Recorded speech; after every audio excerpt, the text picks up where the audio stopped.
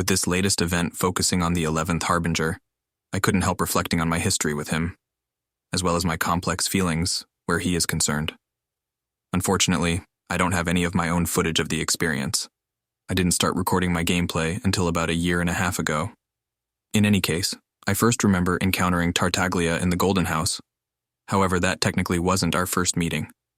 At the time, I was just returning from a 6-month hiatus from Genshin Impact, so I actually didn't remember who he was, though I do recall him being vaguely familiar. The point is, for me, the Golden House was where it all began. The reason I returned to Genshin, and the reason the following events were so frustrating, was because I had heard through the grapevine that Inazuma had recently been released, and I thought, why not check out this new region? Why not jump back into Genshin after all this time? So I did. After a quick Google search, I learned how to travel to the new region. Basically, I must first get through the Golden House. That sounds simple enough. Or so I thought. Logging back into Genshin, I completed the story quest, We Will Be Reunited, and innocently made my way to Liyue. Imagine my surprise when a person who I previously believed was an ally turned on me so suddenly. I remember feeling betrayed. Yeah, I know it's just a video game, whatever. In any case, the fight that followed was shockingly hard. One of the reasons I took that 6-month hiatus was because I wasn't familiar with Genshin Impact's game mechanics, so all my characters were painfully underleveled. When I started that fight with the 11th Harbinger, I died very quickly. I also hadn't acquired Zhongli yet, so I was completely exposed. Honestly, if not for him, I don't know how much longer I would have continued playing.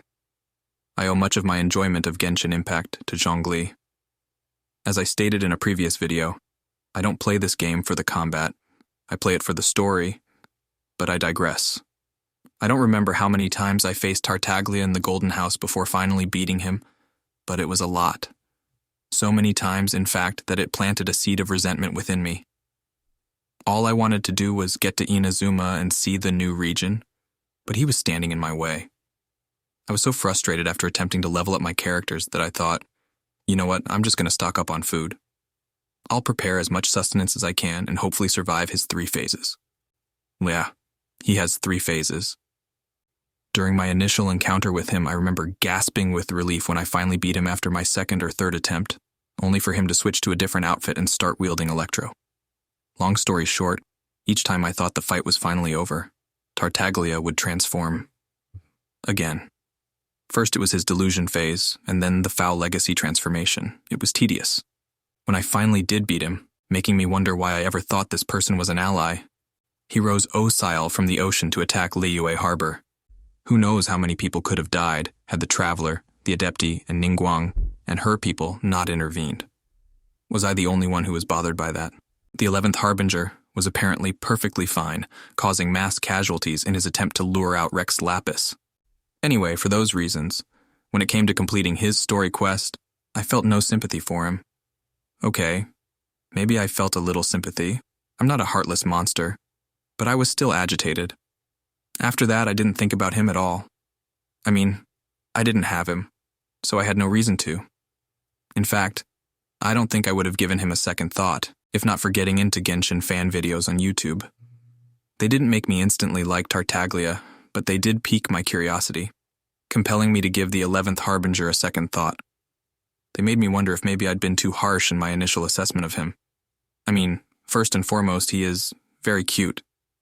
I like his voice, and his character design isn't too bad either, though I think I prefer him in the Electro suit. I don't know. Men tend to look better in darker colors. At least that's my opinion. Long story short, when Tartaglia's banner came up again last year, I thought, I'll try pulling for him. Maybe that will help me to understand people's infatuation with him on more than just a superficial level. Being someone who is drawn to stories, backstories, and complex characters, I'm always interested to see where the adventure takes us. With him in particular, given his dubious motives and background. After the Golden House, I was resistant towards him not just out of frustration, but also distrust. Tartaglia is a member of the Fatui after all. But as I've gotten to know him over this last year, it's become clear that he's more complicated than that. To put it simply, I'm very intrigued. After the explosive exchange between him and the Chief Justice, I can't wait to see what happens next. Anyway, thanks for watching.